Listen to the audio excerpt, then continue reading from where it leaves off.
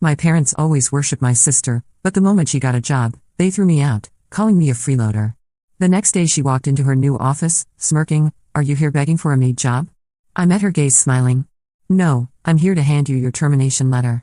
Her face drained of color. As she stumbled back, growing up in the Martinez household, I learned early that love came with conditions, and apparently, I never met them. My name is Jessica, and for 26 years, I lived in the shadow of my younger sister Sarah. She was the golden child, the one who could do no wrong, while I was perpetually the disappointment. Sarah was born when I was 4, and from that moment, it felt like I ceased to exist in my parents' eyes. She was 24 now, having taken 6 years to finish her communications degree at community college due to changing majors multiple times and taking breaks to find herself. Every milestone, every achievement, every breath she took was celebrated like she'd cured cancer. Meanwhile, my accomplishments were either ignored or somehow twisted to highlight how Sarah would do it better. When Sarah learned to walk, Mom called it everyone she knew. When I graduated summa cum laude from college, Dad asked if Sarah might want to consider that same school someday. When Sarah got her driver's license, they bought her a brand new Honda Civic. When I got mine, they handed me the keys to our 15-year-old Toyota with a broken air conditioner and told me I was lucky to get anything at all. The favoritism wasn't subtle. It was glaringly obvious to everyone except my parents, who seemed genuinely confused whenever I brought it up. "We love you both equally," Mom would say, right before asking me to move my college graduation party because it conflicted with Sarah's high school dance recital. I tried everything to win their approval. I excelled academically, graduating with a degree in business administration while working 2 part-time jobs to pay my way. I was responsible, never caused trouble, helped around the house without being asked. None of it mattered. Sarah could fail 3 classes and get grounded for sneaking out, and she'd still be their precious angel who was just going through a phase. After college, I moved back home temporarily while job hunting. The plan was to save money for a few months, then get my own place. I landed a position at Morrison & Associates, a mid-sized consulting firm, within 6 weeks. It wasn't glamorous, but it was a stepping stone. I worked in their HR department, handling everything from recruitment to employee relations. What my parents didn't know was that I'd thrown myself into my work with the same dedication I'd applied to everything else in life.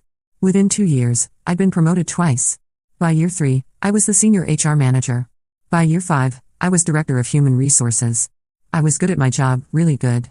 I had an eye for talent, could spot problematic employees from a mile away, and had streamlined our hiring process to be both efficient and thorough. But at home, I was still just Jessica, the daughter who couldn't do anything right. Even when I contributed a fair amount to household expenses and helped with groceries, my parents acted like I was doing the bare minimum.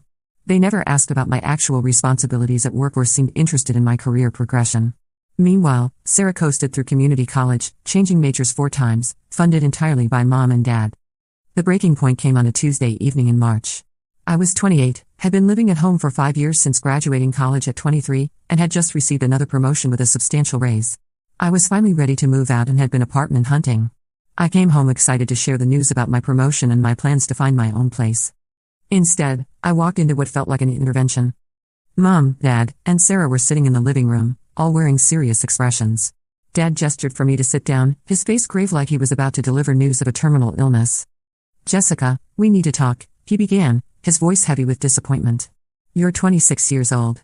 You've been living in this house for 5 years and frankly, we're tired of supporting you." I blinked, confused. "Supporting me? Dad, I pay rent. I buy my own food. I pay for my own car insurance and cell phone. I even help with utilities."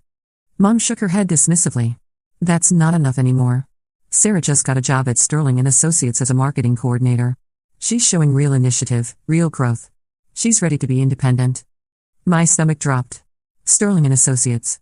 I knew that company well. They were a mid-sized marketing firm that occasionally partnered with consulting companies like ours on larger projects. Sarah had been hired there? She'd finally finished her degree just 8 months ago and had been job hunting since. "That's great for Sarah," I said carefully, "but I don't understand what that has to do with me." Sarah leaned forward, her face lit up with that familiar smug expression she'd worn since childhood. "It means, Jess, that while you've been hiding in your safe little HR job, some of us are actually ambitious. Some of us are willing to take risks and aim higher." The irony was suffocating. I'd been promoted to director level while she was just starting as a coordinator, but somehow she was the ambitious one. Dad nodded approvingly at Sarah. "Exactly. Sarah's showing us what real drive looks like. She's not content to just settle." "Settle?" The word came out sharper than I intended. "I've been promoted 4 times in 5 years. I manage a team of 12 people. I make more money than both of you combined." The room went silent. I'd never told them about my salary or my level of responsibility. In their minds, I was still the entry-level worker who'd moved back home after college. Mom waved her hand dismissively. Money isn't everything, Jessica. It's about growth, about pushing yourself. Sarah's willing to start fresh, to prove herself in a competitive environment. And I'm not? When was the last time you challenged yourself? Sarah asked, her voice dripping with condescension. When was the last time you took a real risk? You've been at the same company for 5 years, Jess. That's not career growth, that's stagnation. I felt the familiar sting of being misunderstood, but this time it was accompanied by something else, anger. Real, burning anger. They had no idea what I'd accomplished, no interest in learning about my actual life, but they were ready to judge me based on their ignorant assumptions. You know what, I said, standing up, you're right. I have been too comfortable. Too safe. Dad nodded, looking pleased. We're glad you're finally seeing, so I'll be out by the weekend. The satisfaction on their faces faltered slightly. I think they'd expected me to beg, to promise to do better, to ask for more time. Good, Mom said, though she looked uncertain. We think this will be good for you. Force you to really apply yourself. Sarah was practically glowing. Don't worry, Jess. Once you're out on your own, you'll understand what real independence feels like. Maybe you'll even find the motivation to actually advance your career instead of just existing. I nodded slowly, my mind already working. You know, Sarah, you're absolutely right. I think this change is exactly what I needed. That weekend, I moved into a beautiful one-bedroom apartment across town. It was in a high-rise building with a doorman, a gym, and a view of the city skyline. I'd been able to afford the deposit and first few months' rent easily, the benefits of actually having the successful career my family assumed I lacked. The moving process itself was liberating in ways I hadn't expected. As I packed up 5 years' worth of belongings from my childhood bedroom, I found myself rediscovering parts of my identity that had been buried under years of family dysfunction. Awards from college, commendation letters from work, photos with colleagues at company events, evidence of a life and career that my family had never acknowledged. I hired professional movers, something that would have seemed extravagant to my parents but was easily within my budget. As they carried my furniture and boxes into the elevator of my new building, I felt a sense of pride I hadn't experienced in years. This wasn't just an apartment, it was proof of my independence and success. The first night in my new place, I ordered expensive sushi and opened a bottle of champagne I'd been saving for a special occasion. Sitting on my new couch, looking out at the city lights, I realized this was the first space in my adult life that was entirely mine. No family photos featuring Sarah prominently while I lingered in the background, no awards ceremonies I wasn't invited to attend, no conversations that somehow always circled back to Sarah's latest accomplishment. On Sunday evening, I got a text from Sarah, "Hope you're not struggling too much in whatever tiny place you found. Remember, it's never too late to work harder." I didn't respond, but I did take a photo of my view and saved it to my phone. Maybe someday I'd share it, but for now, I was content knowing the truth. The next morning, I woke up in my own space for the first time in 5 years and felt genuinely excited about the day ahead. No tiptoeing around the house to avoid family drama, no listening to Sarah complain about her job search over breakfast, no pointed comments from Dad about my lack of ambition. At work, several colleagues noticed my improved mood. My assistant, Maria, commented that I seemed particularly energetic during our Monday morning briefing. New apartment, new energy, I told her, and it wasn't entirely a joke. That week, I threw myself into my work with renewed focus. I had 3 major projects underway: restructuring the HR department for a tech startup, conducting executive searches for a manufacturing company, and developing a comprehensive employee retention program for a nonprofit organization. Each project required different skills and approaches, but they all benefited from my years of experience and the expertise I built through continuous learning and professional development. The irony wasn't lost on me that while my family saw me as stagnant and unambitious, I was actually juggling multiple high-level consulting projects that other HR professionals in the city would kill for. I built relationships with executives at dozens of companies, earned certifications in organizational psychology and change management, and developed a reputation for solving complex personnel problems that other consultants couldn't handle. One of my favorite projects that week involved helping a family-owned business transition from their founding generation to the next. The dynamics reminded me painfully of my own family's situation: older generation assumptions about capability, younger generation frustration with being underestimated, sibling rivalries that threaten business operations. But in this case, I was able to facilitate conversations that led to understanding and productive change. I wondered if there was a consultant who could fix my family dynamic, though I suspected it might be too late for that. By Thursday, I'd received 2 new client inquiries and a call from a headhunter asking if I'd be interested in a VP position at a Fortune 500 company. I politely declined the headhunter. I loved my current role and the variety of challenges it provided, but the call reminded me just how far I'd come in my career. That evening, I decided to treat myself to dinner at a high-end restaurant downtown. As I sat at the bar, enjoying a perfectly prepared salmon and a glass of expensive wine, I overheard a conversation between 2 women about work-life balance and career advancement. One was complaining about feeling stuck in her job, about family members who didn't understand her ambitions, about the difficulty of being taken seriously in a competitive field.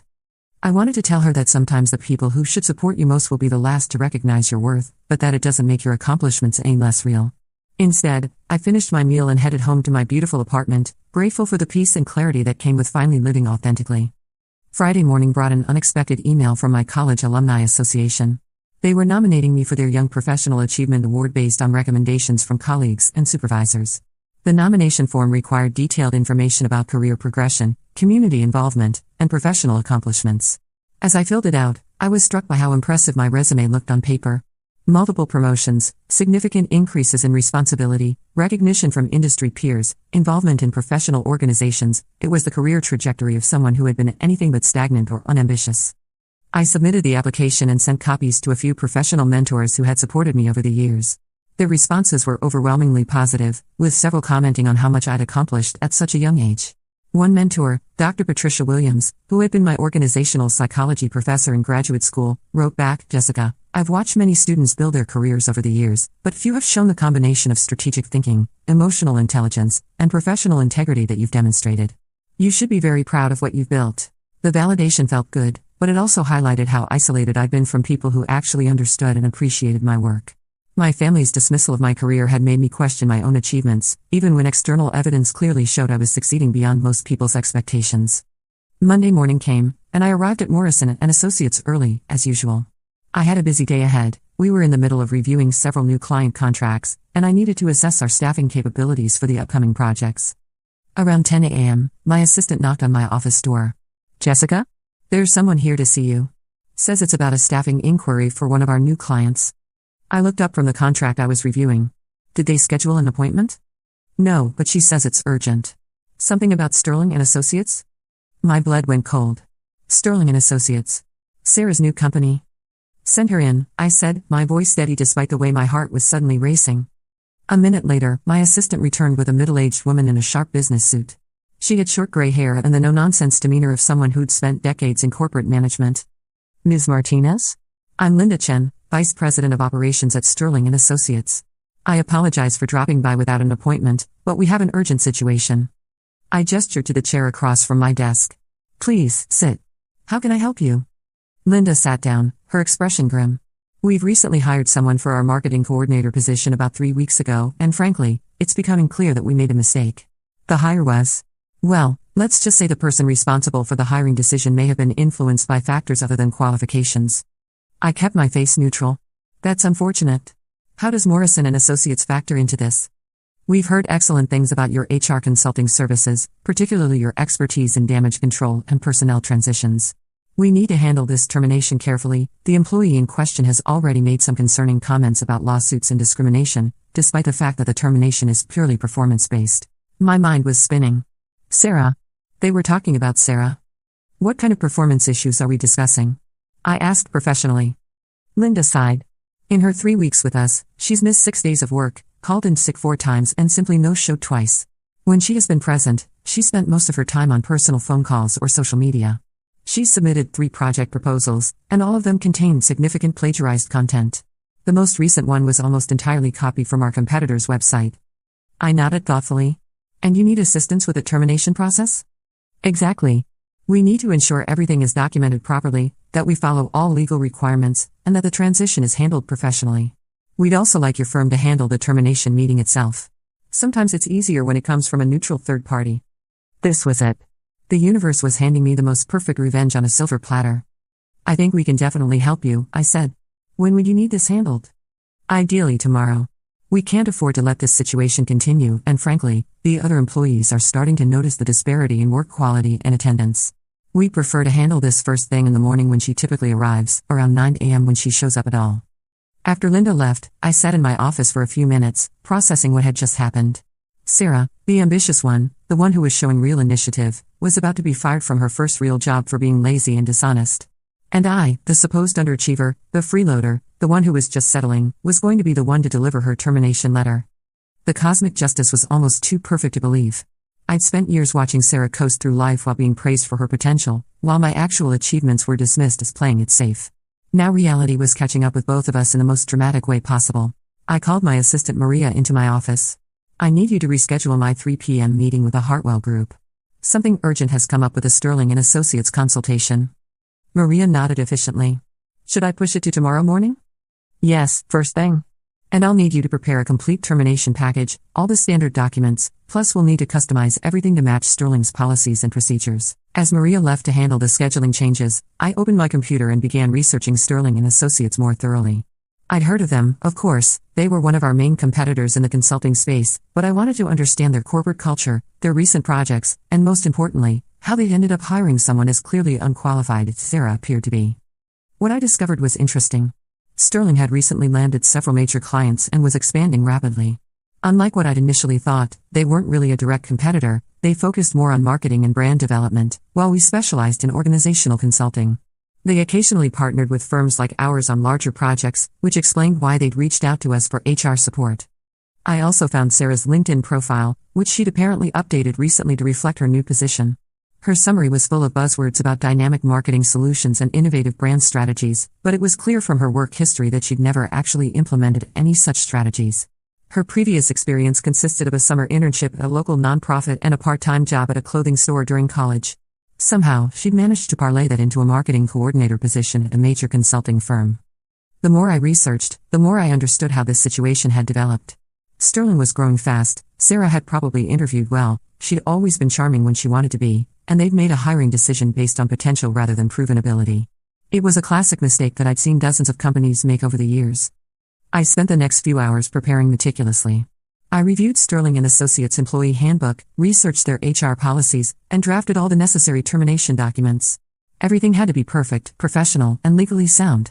But as I worked, I found myself thinking about the broader implications of what was about to happen. This wasn't just about Sarah losing her job, it was about years of family dynamics that had never been addressed, assumptions that had never been questioned, and a fundamental misunderstanding of who I was and what I'd accomplished. I thought about all the times Sarah had been praised for her ambition while my steady career progression was dismissed as playing it safe. I remembered family dinners where Dad would talk about Sarah's internship application like she was applying to be the next CEO of Google, while my actual promotions were met with polite indifference. There was a part of me that felt sorry for Sarah. She'd been set up to fail in a way, raised to believe that charm and potential were enough, that hard work and competence were somehow less valuable than big dreams and bold statements. Our parents had done her no favors by constantly praising her mediocre efforts while ignoring my substantial achievements. But there was a larger part of me that felt vindicated. Finally, reality was aligning with truth. Finally, competence was being rewarded and incompetence was being addressed. Finally, I was going to be in a position where my family couldn't ignore or dismiss my professional capabilities. Around noon, I called Linda Chen to confirm the details of the termination meeting. She sounded stressed and tired. Ms. Martinez, I have to tell you, the situation has gotten worse since this morning. The employee in question showed up around 11:30 and immediately got into an argument with her supervisor about her project deadlines. Apparently, she accused him of not giving her enough guidance and said the company's expectations were unrealistic for someone still learning the ropes. I shook my head, though Linda couldn't see it. That's unfortunate, but it does support the termination decision. Has she completed any satisfactory work since starting? Honestly? Not really. Even the projects that weren't plagiarized were well below the standard we expect from a coordinator-level position. It's like she doesn't understand the basic requirements of professional work. This was exactly what I'd suspected.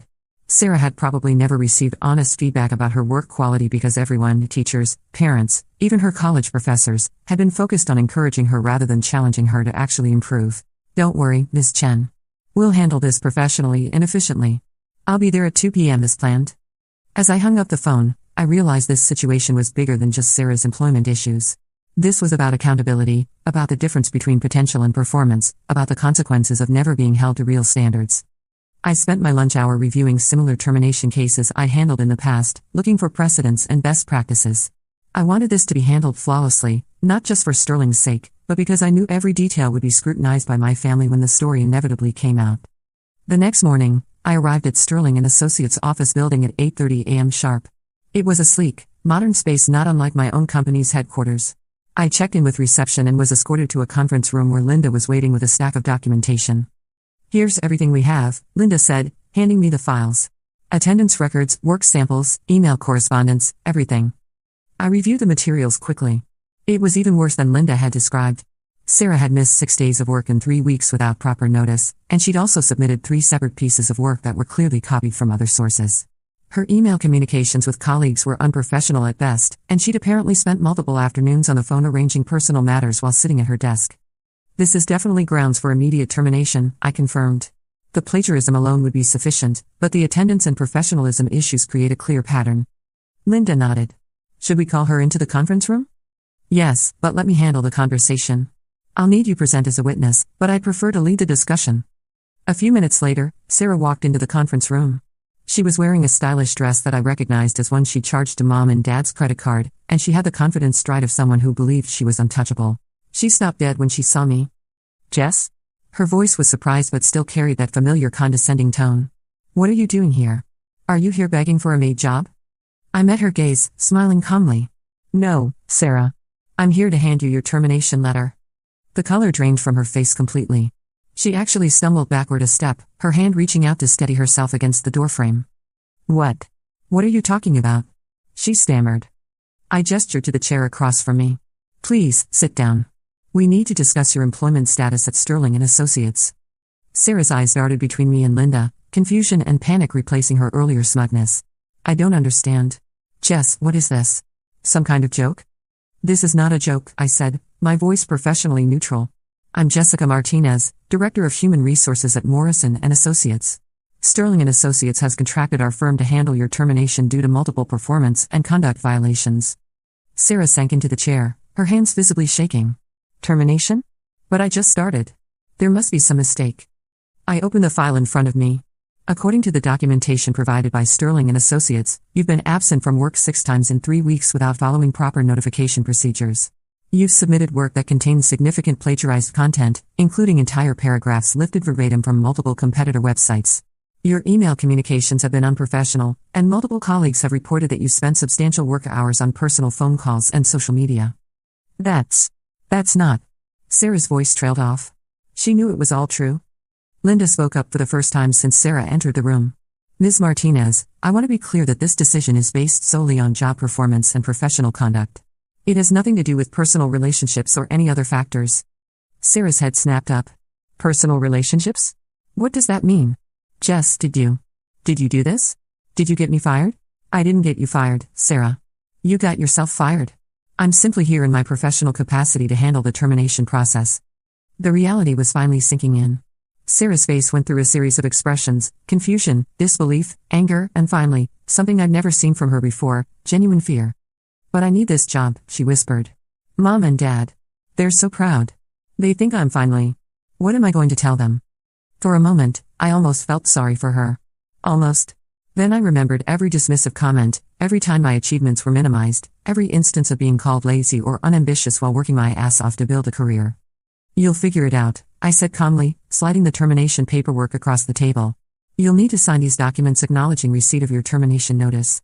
Your final paycheck will be processed according to company policy, and you'll need to return any company property immediately. Sarah stared at the papers like they were written in a foreign language. I can't believe this is happening. A week ago, you were the family disappointment living at home, and now you're what? Some big shot executive. I'm the same person I've always been, Sarah. The difference is that some people actually bothered to notice what I was accomplishing. She looked up at me with a mixture of resentment and something that might have been respect. How long have you been? I mean, what's your actual job title? Director of Human Resources. I've been in that position for 2 years. Before that, I was Senior HR Manager. Linda added helpfully, Morrison & Associates specifically requested Ms. Martinez for this assignment. She has an excellent reputation in the industry for handling sensitive personnel matters. Sarah's mouth fell open. Director? You're a director? But we're only 3 years apart. Age doesn't determine capability, I replied. Work ethic, competence, and professionalism do. The words hung in the air. Sarah signed the termination papers with a shaky hand, gathered her few personal items from her desk, and left the building without another word. As I drove back to my office, I felt a complex mix of emotions. There was satisfaction, certainly, the karmic justice was almost too perfect to believe. But there was also sadness. This hadn't really been about Sarah, not entirely. It had been about years of being undervalued, misunderstood, and dismissed by the people who should have supported me most. That evening, I was just settling into some takeout Chinese food and a Netflix documentary when my phone started ringing. Mom. Jessica, we need to talk. Her voice was strained, none of the usual warmth she reserved for conversations about Sarah. What's going on? Sarah came home today. She was She was let go from her job. I'm sorry to hear that. There was a pause. She said you were there. She said you were the one who. Jessica, what exactly do you do for a living? I took a deep breath. For 5 years, I'd been living at home while they assumed I was barely scraping by in some entry-level position. They'd never asked for details, never shown interest in my work, never bothered to learn about my actual career progression. I'm the Director of Human Resources at Morrison & Associates. We're a consulting firm that specializes in organizational development and personnel management. Another long pause. Director? Jessica, that sounds like a management position. It is. I manage a team of 12 people and oversee all HR functions for the company and our clients. Our clients? We provide HR consulting services to other companies. Today, Sterling & Associates contracted us to handle a termination. I was assigned to the case because I specialize in sensitive personnel transitions. The silence stretched on for so long I wondered if the call had dropped. Finally, Mom spoke, her voice much quieter than before. Jessica, why didn't you ever tell us about your job? Your real job? The question hit me harder than I expected. When would I have told you? When you were asking me why I wasn't more ambitious like Sarah. When Dad was explaining how Sarah's entry-level position showed more initiative than my safe little HR job. When you were kicking me out for being a freeloader. We didn't kick you out. We just thought. You thought I was a disappointment. You thought I was lazy and unambitious and content to just coast through life. You never asked about my work, never showed interest in my achievements, never bothered to learn what I actually did for 40 hours a week. Mom was quiet for a moment. Sarah says you make a lot of money. I do fine. She says your apartment is nice. It's comfortable. Another pause. Jessica, I think we owe you an apology. We didn't realize. You didn't realize because you never asked. For 5 years, I lived in that house contributing financially while you assumed I was barely getting by. I got promoted 4 times and never mentioned it because every conversation about work turned into a lecture about how I should be more like Sarah. We just wanted you to reach your potential. What do you think I've been doing? The frustration I've been suppressing for years finally bubbled over. I've been working my ass off since the day I graduated college. I've built a successful career from the ground up. I manage budgets, personnel decisions, and strategic planning for multiple companies. I'm respected in my industry and sought after for my expertise. But none of that mattered to you because it didn't fit the narrative you'd created about who I was supposed to be. The phone was quiet except for the sound of Mom crying softly. Your father and I? We're very proud of Sarah for getting that job. We bragged about her to everyone. But now she's. And you were the one who. I was doing my job, Mom. A job I'm good at, a job I've worked hard to excel in, a job that apparently none of my family knew existed. Can you come over? Tonight? I think we need to talk. All of us. I looked around my apartment, my beautiful, spacious apartment with its city views and modern amenities, paid for by the successful career my family had never bothered to learn about. I don't think so. Not tonight. Please, Jessica. We were wrong. We see that now. You were wrong about a lot of things. But me losing my job isn't what made you wrong. You were wrong the whole time, and it took Sarah's failure for you to even consider the possibility. The conversation ended shortly after that. Over the next few weeks, my parents called several times, each conversation a little more apologetic, a little more aware of how badly they'd misunderstood the situation. Sarah, to her credit, eventually found another job, a smaller company, lower pay, but she seemed to be taking it more seriously. 3 months later, I was promoted again, this time to Vice President of Human Resources. Morrison & Associates had landed several major contracts, partly due to the reputation I built in the industry. I was 29 years old and running the entire HR division of a successful consulting firm. When I called to tell my parents about the promotion, Dad answered the phone. Jessica. How are you, honey? The warmth in his voice was genuine but still felt strange after so many years of indifference. I'm good, Dad. I called to tell you some news. I got promoted again. I'm now Vice President of Human Resources. Vice President? His voice was filled with the kind of pride I'd spent decades wanting to hear. Jessica, that's incredible. We're so proud of you. Thanks, Dad. You know, I was talking to Jim at work yesterday, telling him about your career. He was amazed. He said his daughter is in HR too, but she's just starting out, and he was wondering if you might have any advice for her. I smiled despite myself. After 26 years of being invisible, suddenly everyone wanted to know about Jessica's successful career. I'd be happy to talk with her. And Jessica? I know we haven't always. I know we didn't understand what you were building. But we're proud of you. We're so proud of who you've become. The words were nice to hear, but they came with a bitter knowledge that it had taken Sarah's failure for them to see my success. Still, I was learning to find peace with that. Some people need contrast to recognize what was already there. 6 months later, Sarah and I had coffee for the first time since the termination incident. She was doing well at her new job, had learned some hard lessons about professionalism and work ethic, and seemed genuinely different than the entitled person who'd walked into that conference room. "I owe you an apology," she said, stirring her latte nervously. "Not just for what I said that day, but for years of not seeing how hard you were working." "Thank you. That means a lot. I always thought you had it easy, you know? Living at home, same job, same routine. I didn't realize you were actually successful. Like, really successful." I nodded. "I know you didn't realize it. None of you did. Can I ask you something?" She looked genuinely curious rather than competitive for the first time in memory. "How did you do it? How did you build that kind of career so quietly?" "I just focused on doing good work. Every day, every project, every interaction. I treated everyone with respect, learned from my mistakes, and never stopped trying to improve. Success isn't always loud, Sarah. Sometimes it's just consistent." She was quiet for a moment. "I think I understand why you didn't fight back all those years. You didn't need to prove anything to us because you were already proving it to yourself." Something like that. For what it's worth, I'm sorry it took something so awful for all of us to see what was right in front of us. As I walked back to my office that afternoon, I reflected on everything that had happened. The revenge had been satisfying, certainly, but the real victory wasn't in Sarah's termination. It was in the career I built despite the lack of support, the life I'd created through my own determination, and the eventual recognition that I was exactly who I'd always known myself to be. Sometimes the best revenge isn't elaborate or dramatic. Sometimes it's simply becoming so successful that the people who underestimated you have no choice but to finally see who you really are. And sometimes that's enough.